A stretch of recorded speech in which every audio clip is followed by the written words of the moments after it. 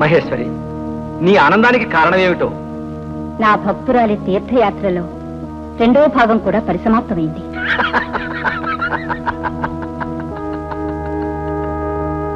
ఎందుకో ఆ పరిహాసం?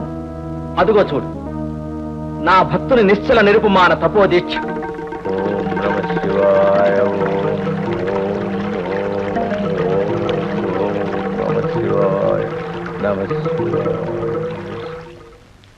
చూసావా మహిళా శిరోమణి, అతని తపస్సు పతాక స్థాయిని అందుకున్నది. అయితే మీ నిర్ణయం? అనుగ్రహం అంటే నా భక్తురాలి భర్తకు శాప విమోచనం లేదన్నమాట. నీ భక్తురాలు సమాజానికి వర్ణ సాంకర్యం తలపెట్టిన కళంకిని. ప్రేమించిన వాడిని పెళ్లాడటం నేరమా? కన్న తండ్రిని ధిక్కరించి అతను వద్దున్న వారితో వెళ్లిపోయిన స్త్రీ సంఘంలో విప్లవకారిణి.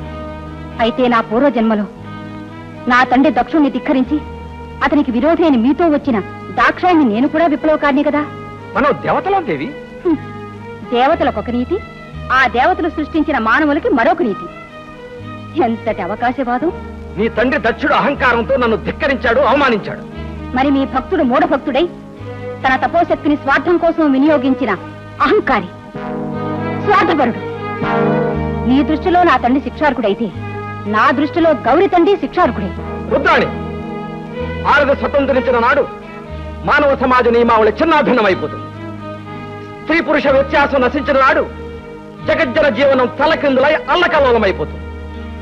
అటువంటి విప్లవానికి దేవతలు చేయూతనివ్వరాదు. సముద్రాలు సరిహద్దులు దాటితే జలప్రళయం, మానవులు సరిహద్దులు దాటితే జలప్రళయం. నీలకంఠరా, లోపలున్నది హాలాహలమైనప్పుడు మాటలు అమృతం ఎలా అవుతాయి? శంకరి, స్వార్థపరుడైన మగవాడు సర్వాధికారాలను సొంతం చేసుకుని సమాజానికి అధ్యక్షత వహించాడు.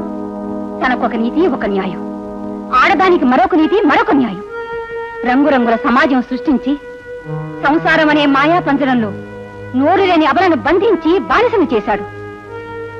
ఆ శిక్షను శిరసా వహించిన ఆడదానికి సాధ్వి అని బిరుదిచ్చాడు. నిజము తెలుసుకుని నిలదీసి అడిగిన ఆడదాన్ని విప్లవకారినని బహిష్కరించాడు.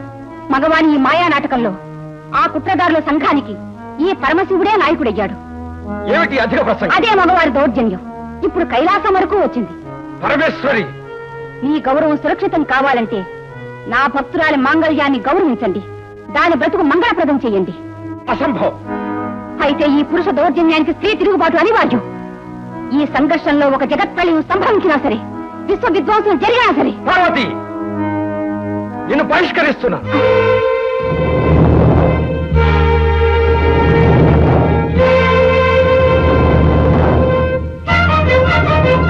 నాకు బహిష్కారమా? కానీ ఒక్క మాట, నా భక్తురాలు గౌరికి ఎవరు ఏ ద్రోహం తలపెట్టినా సహించను, క్షమించను.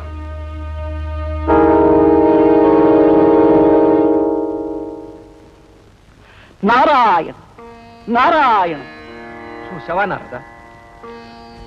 చూడడానికే ఉంది స్వామి. ఎన్నిసార్లు పోలేదు, ఎన్నిసార్లు రాలేదు. అయినా మీలాంటి ఈ పెద్దవాళ్ల బాధలన్నీ కళ్ళారా చూడబట్టే కదా నేను సన్యాసం పుచ్చుకున్నది. ఏం పరిహాసమా? అంతటి వాణి కాదు స్వామి. శివ శివ శివ శివ శివ శివ.